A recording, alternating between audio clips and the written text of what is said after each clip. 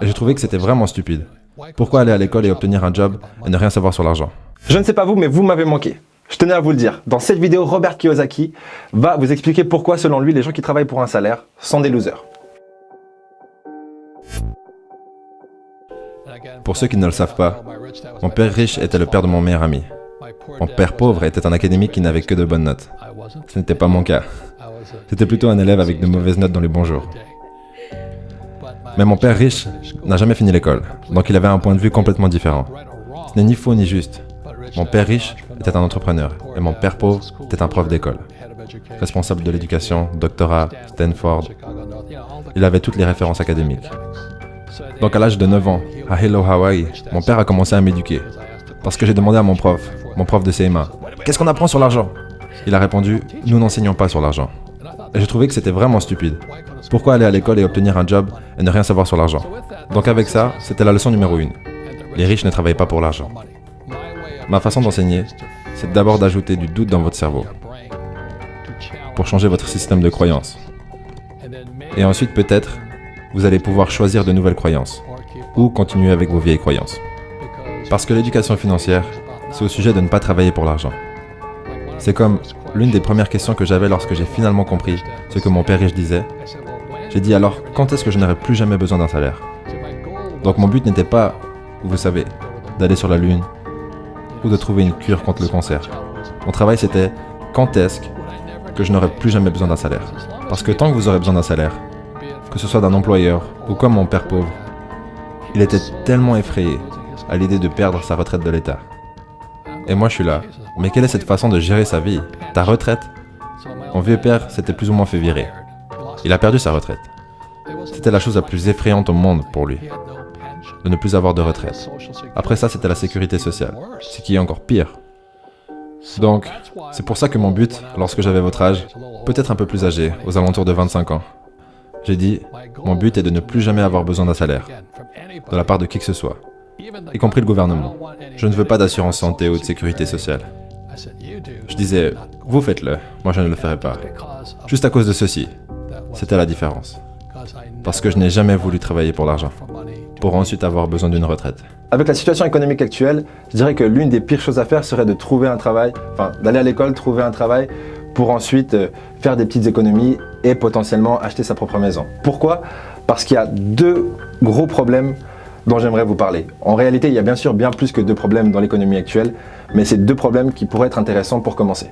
Donc le premier problème, c'est que la génération Y, c'est probablement vous d'ailleurs, c'est les personnes qui sont nées entre 1980, je fais un effort, pas 80, mais 1980 et 2000. Ces gens-là vont devoir payer pour les baby boomers, vos parents ou Robert Kiyosaki par exemple. Et ils sont nombreux. Et du coup, nous sommes beaucoup moins nombreux et nous allons devoir payer pour leur retraite. Ce qui veut dire beaucoup plus d'impôts et de taxes. Et le deuxième phénomène, c'est que ces baby boomers, ils nous laissent une économie pas tout à fait stable. Et la plupart des pays d'Europe et du monde sont très endettés. Qui est-ce qui va devoir gérer cet endettement? C'est également la génération Y. Donc pour le moment, laissez-moi aller à la leçon ici.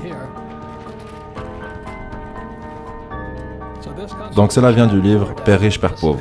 Et en voilà quelques distinctions. Donc voilà ce que votre banquier veut voir.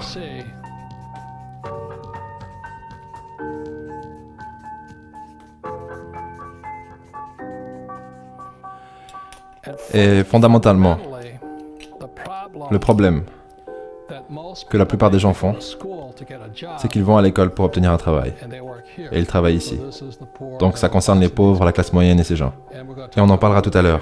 Mais votre première ligne dans les dépenses, c'est les taxes. Juste dernièrement, le président Trump a dit qu'il y aura des réductions d'impôts.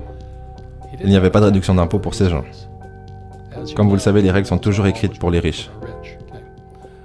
Je n'ai pas écrit les règles. Vous pouvez être énervé envers moi, mais ce sont les règles. Les riches créent les règles d'or.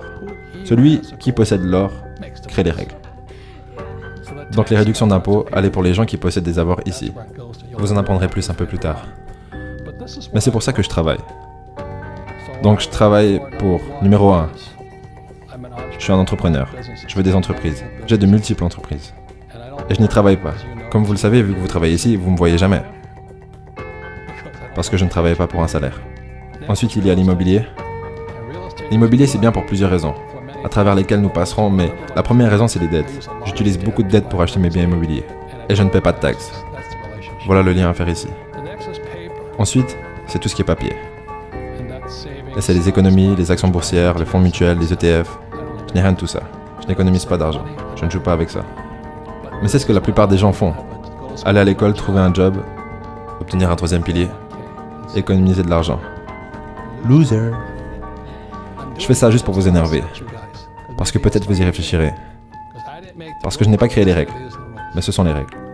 Ces gens-là payent le plus de taxes. Et c'est ceux qui travaillent le plus. Et en dernier, il y a les commodités. 4 classes d'avoirs différents. Donc les commodités sont... Numéro 1, c'est l'or. 2, c'est l'argent, le pétrole, les terres, l'eau, la nourriture.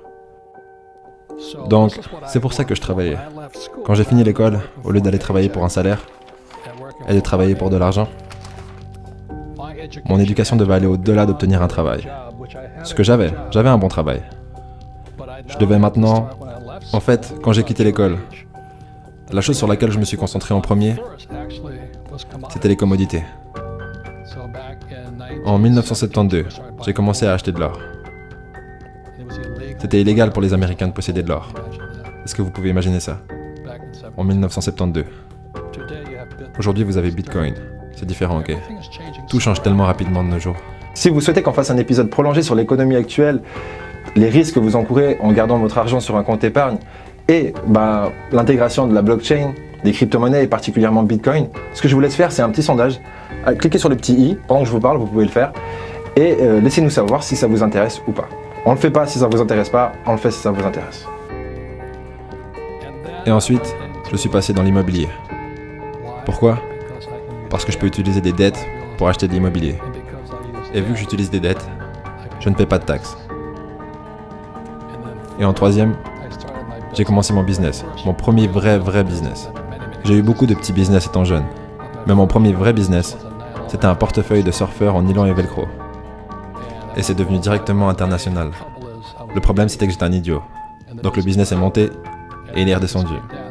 Ce qui m'a maintenu en vie, c'était ça et ça. Donc vous pourriez me dire, mais pourquoi tu ne travailles pas pour l'argent? Et on va répondre à ça après. Ce que je ne veux pas, c'est ce qu'on appelle un salaire. Je veux des entrées d'argent.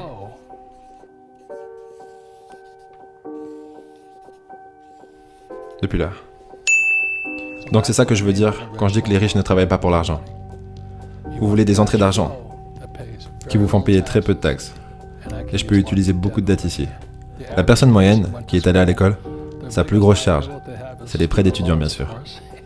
Mais c'est horrible ce qu'ils vous font de nos jours. Les prêts étudiants sont les pires dettes qui soient, car vous ne pouvez pas vous mettre en faillite. Ensuite, vous allez essayer d'acheter une maison, et vous allez appeler ça un bien, alors qu'en réalité c'est une charge. Pourquoi? Parce que l'argent part de ce côté. Votre maison vous coûte de l'argent tous les mois. Vous louez une maison, ça vous coûte de l'argent. Ok? Ensuite, vous aurez besoin d'avoir une jolie voiture. J'en avais une. Donc le problème avec la plupart des jeunes, c'est qu'ils vont à l'école et ils trouvent un job. La plupart d'entre eux sont endettés par des prêts d'étudiants. Après, ils essaient de se marier, acheter une maison, une voiture. Et après, ils ont des dettes de carte de crédit. Mais ils n'ont jamais la chance d'arriver ici. Donc quand je dis que les riches ne travaillent pas pour l'argent, je n'ai jamais voulu dépendre d'un salaire, que ce soit d'un employeur ou du gouvernement. Je voulais être un être humain libre. Mais si vous avez un job, vous êtes taxé. Si vous engagez des employés, ils vous donnent des allègements fiscaux. Regardez Amazon par exemple, qui cherche un nouveau siège.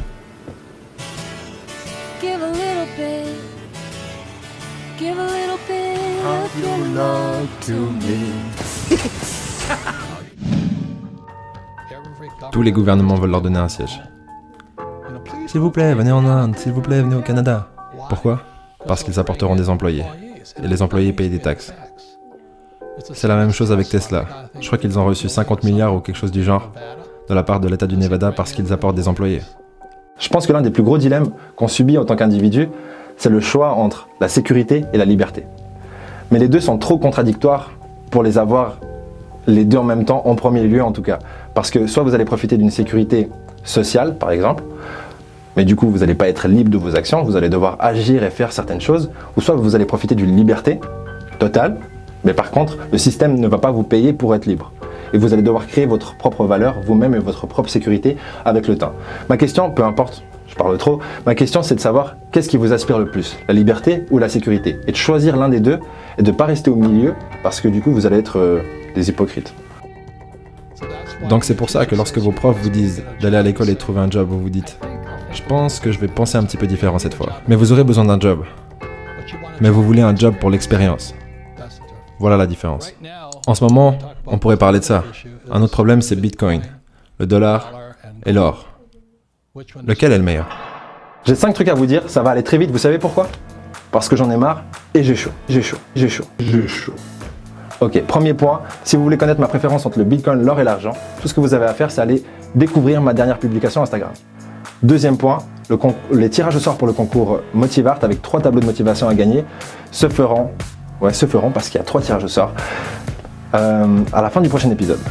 Troisième point, je vous donne rendez-vous sur audible.fr pour découvrir la version longue de cette vidéo avec Robert Kiyosaki et le livre Père riche, Père pauvre qui rentre facilement dans mon top 5 des livres préférés.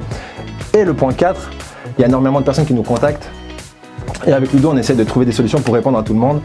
On vous en reparlera. Et le 5e point et le plus important, c'est de vous dire que je vous aime. Ça n'est pas très honnête, mais ça l'était. Au prochain épisode. Oubliez les politiciens. Les politiciens sont là pour vous donner l'impression que vous avez la liberté de choisir. Vous ne l'avez pas.